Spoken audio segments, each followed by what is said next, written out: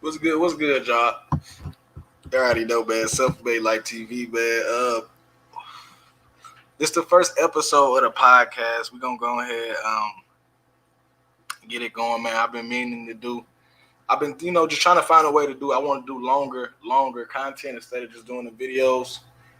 So, um, we're gonna get into this, man. You know, I'm gonna see how the people like it, and we're gonna rock with it, man. This episode one got some topics I like to speak on today. Before I get into that though, man, before we get into the show,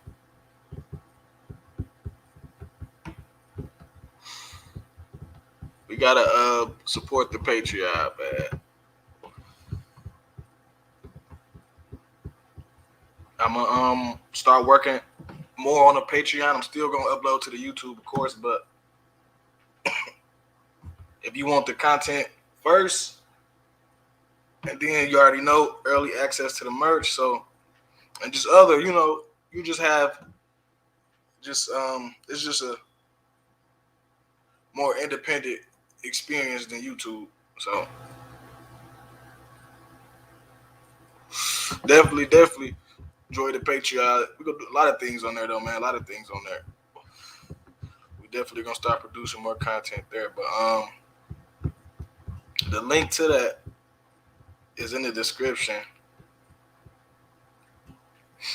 and it's in the comments. So without further ado though, man, let's get into it.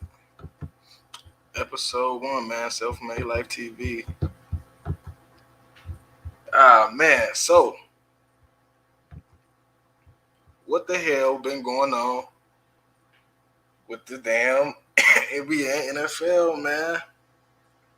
You know, we had a second. Well, I don't even know for a second. I don't even know what. I don't even know what damn virus we. I know we on Omicron, but I don't know if it's like the second, third, or fourth one. You hear so much shit, but yeah, man. So how I'm looking at it is like from the general public, the COVID scare kind of slowed down, and numbers decreasing. So all of a sudden we start hearing about the new one, Omicron or some shit like that. For what I've been hearing, Omicron ain't really been doing that much damage. Like the first one, like the original COVID. Omicron ain't really been doing that much damage, and they said it might be, uh, it might not be, strong enough just to spread how the first one did, but it's still something to pay attention to. So, but far as general public, you ain't really hearing a lot of talk about Omicron. Leave it to the damn NBA and the NFL. They had to do a deal, bro. They had to do a deal, bro. Because now, don't get me wrong. I get it.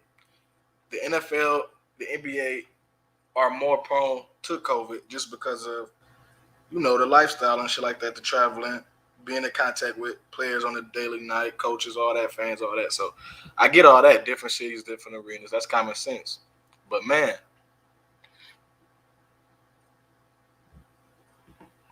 some of these numbers just been crazy. If you gamble, if you do the DraftKings, shout out DraftKings Sportsbook, man.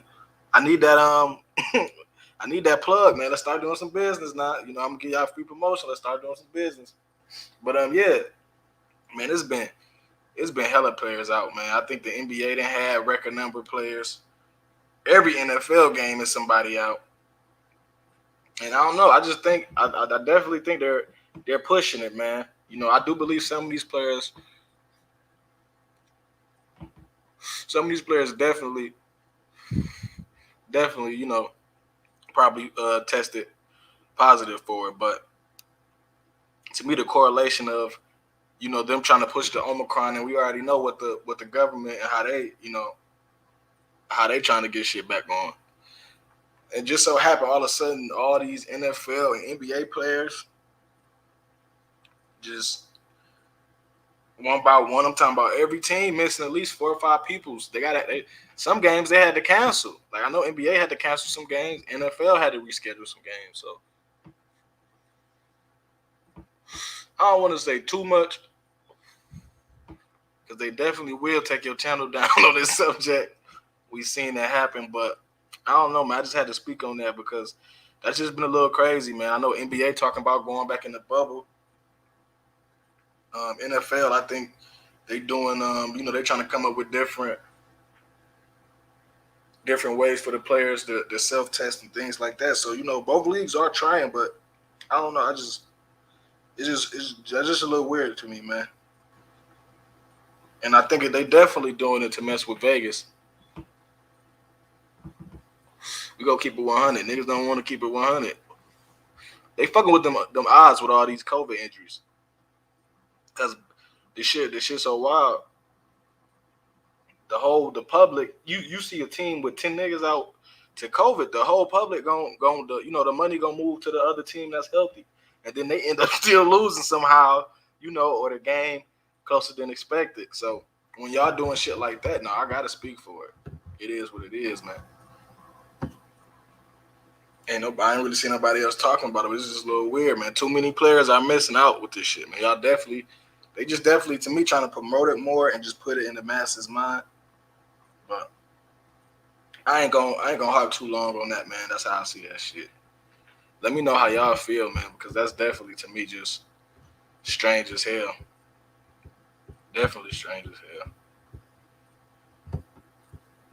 We're gonna get into this next topic, man. Some boxing. That's heavyweight card this weekend. Nice heavyweight card. A lot of hate. A lot of PBC hate, man. A lot of PBC hate. That's damn near a whole nother video for itself. I get it, though, but it is what it is, You in business, man. You doing anything and, people gonna hate. But it's crazy how, black people going hard at PBC. Like, I heard somebody say, niggas might be getting paid off the top rank, man. It might be some of that going on, man, because they talking about they boycotting this fight. Then they saying they boycotting Earl fight. It's just like, man, do y'all like boxing or what's the deal, man? It's just, I don't know. Them boxing YouTube streets be crazy. But back to this fight, man. I'm definitely gonna participate in this card. It's a good card. Heavyweight card. I like that Rice versus Coffee too. Gerald Washington on the card looked like, so always good to see him scrap. Frank Sanchez, he's been on the radar. Carlos Negron, definitely a name. So, what they asking for $50, man, I don't know why people touching the damn upward. $50 not that bad, man. We used to paying 80, 70, 60. So, $50 not that bad, man. Just sit back and enjoy a nice night of boxing. On the New Year's, Luis Ortiz, who a lot of people been backing Luis Ortiz, but he finally get a shot to show something on pay-per-view, and not people saying they don't want to support it. So, and Charles Martin was a champion. He lost to AJ. This definitely a fight I want to see because it's a great style matchup. We all know, Luis Ortiz is the quicker, more fluid boxer. I know Charles Martin has switched trainers. I think he's either with Manny Robles. Last time I heard, I know that's where he was at. He might have switched, but I want to see him from Ortiz end. I want to see, Ortiz is getting older. I think he's 58. No, I'm playing. I don't who knows how old Ortiz is, man. I'm not about to. We'll be sitting here all day trying to calculate that shit. But Ortiz is getting up there in age. So I want to see him. Do he still got that? Of course, I think he's not going to lose the great accuracy and punching ability, things like that. But I just want to see, did he take a step back from the wars with Wilder? He suffered 2 vicious knockouts to Wilder. So I want to see, does that affect him? Because while I feel like, yes, Ortiz is the favorite in this fight, I think Martin has a great chance. I think Martin power. I definitely think this fight probably going to end in knockout. And I want to see can Martin withstand, Ortiz shots, and can Martin land some powerful shots of his own and possibly drop Ortiz and maybe get Ortiz out of there? We seen Ortiz, like we saying, we seen Wilder get him out of there, and I definitely believe Martin can. So I think for each fighter, this fight gonna definitely just show us something new. And I definitely want to watch Frank Sanchez and his matchup, and like I said, also the Rice Coffee too. So all in all, man, for the price, comparing it to the price, man, this is a good card, man. I definitely be tuned in. We probably gonna go live, but I just wanted to speak on that because I don't know if I'm gonna do a fight preview. So y'all probably just got it right there.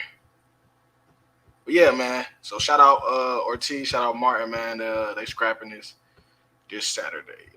Let's keep it pushing, man. Next, man. This is a topic that's definitely, man, been definitely on the back burner. DraftKings stock.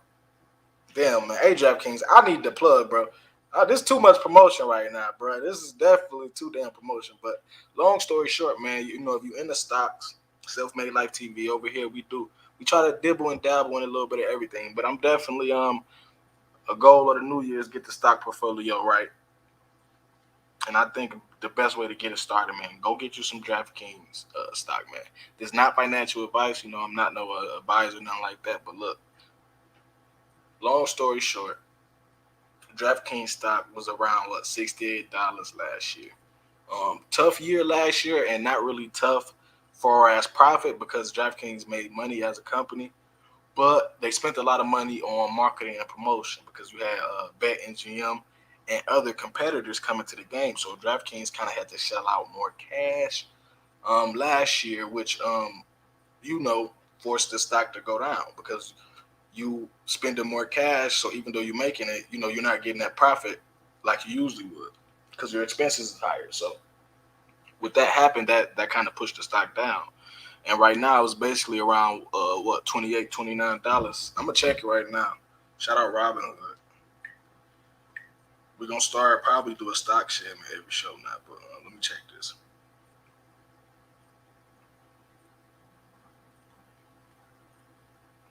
Yeah, so DraftKings right now, it just went down, so it's going down a little bit, but it's selling around $28.19. So,